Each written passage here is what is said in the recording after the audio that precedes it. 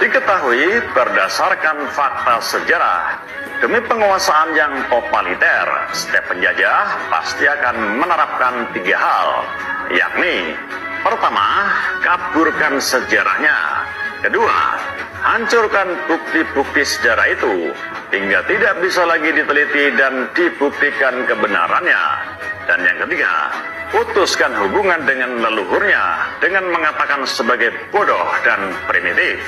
Untuk menjalankan hal tersebut, Belanda menggunakan 3 strategi, yakni politik sistem kelas, konseptor adu domba, dan agen pelaksana di lapangan. Uraian sejarahnya sebagai berikut. Sistem kelas rasis yang rasis ini terbagi dalam warga kelas 1, ras kulit putih keturunan Eropa. Warga kelas 2, yakni imigran Cina dan Arab. Dan warga kelas 3 atau yang terakhir adalah pribumi yang disebut sebagai inlander dengan konotasi yang jelek, bodoh atau terbelakang. Bangsawan pribumi termasuk dalam kelas ini. Paham Ahlus Sunnah wal Jamaah yang sofistik yang disebarkan oleh pendahulu agama Islam di Nusantara sudah nyata dan terbukti adalah dibawa oleh para keturunan Nabi Shallallahu Alaihi Wasallam yang berhijrah baik secara perdagangan atau sebagai duta dakwah dan perdamaian. Maka kedudukan nasab Nabi sangat dimuliakan di negeri ini. Ini kuncinya. Di era sekarang, sebagai bukti penyebar Islam di Nusantara adalah para keturunan Nabi, maka mereka telah nyata terisbat secara resmi oleh Nakobah Internasional, baik dari beberapa jalur keturunan Wali Songo yang dari Maghribi, Turki, atau Samarkand, Uzbekistan, baik yang dari jalur Al-Hasani maupun Al-Husaini. Kembali ke era kolonial, dikarenakan masifnya represi Belanda, banyak keluarga Sayyid atau Syarif, Malona, Makhdum, panggilan keturunan Nabi Shallallahu Alaihi Wasallam yang menyembunyikan diri. Walaupun tetap dengan diam-diam mereka menyimpan dan menulis silsilah keluarganya. Ini terjadi di keluarga kesultanan atau di keturunan Bani Wali Songo.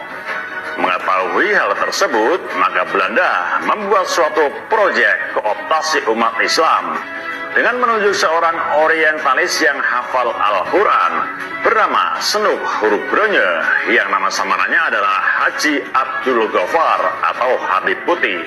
Senuk Hurugronje ini berkeliling dari Aceh hingga Tanah Jawa, dan dia banyak memberikan rekomendasi kepada Belanda tentang bagaimana cara menaklukkan dan menjinakkan umat Islam, termasuk harus merebut klaim siapa cucu Nabi yang paling pantas memiliki otoritas keagamaan di Nusantara. Di era tersebut tercatat salah satu kaki tangannya bernama Utsman bin Yahya, seorang imigran keturunan Ba'alawi Yaman yang diangkat oleh Belanda menjadi Mufti Agung Batavia, membuat sebuah kitab dan berfatwa haram memberontak pada penjajah Belanda. Bahkan dia mendoakan kejayaan bagi Ratu Wilhelmina ketika berulang tahun. Ini terjadi di Masjid Pekojan pada 2 September 1898. Sebuah pertanyaan besar, bagaimana seorang keturunan imigran dari negara paling miskin di Arab dan mengaku keturunan Nabi Muhammad kok malah menjadi kaki tangan penjajah yang menindas umatnya Muhammad, bahkan mendoakan pemimpin penjajah tersebut? Aneh bin ajaib, sesuatu hal yang tidak masuk akal. Maka apakah sebenarnya yang terjadi? Ini jawabannya. Pertama, Belanda sedang menggunakan kaki tangannya dalam mencengkeram penjajahan di Nusantara. Kedua, kooptasi atas nama keturunan Nabi dilakukan untuk menipu umat Islam di Nusantara. Dan yang ketiga, bila umat Islam tidak bisa dimurtadkan, maka harus dikacaukan dari dalam.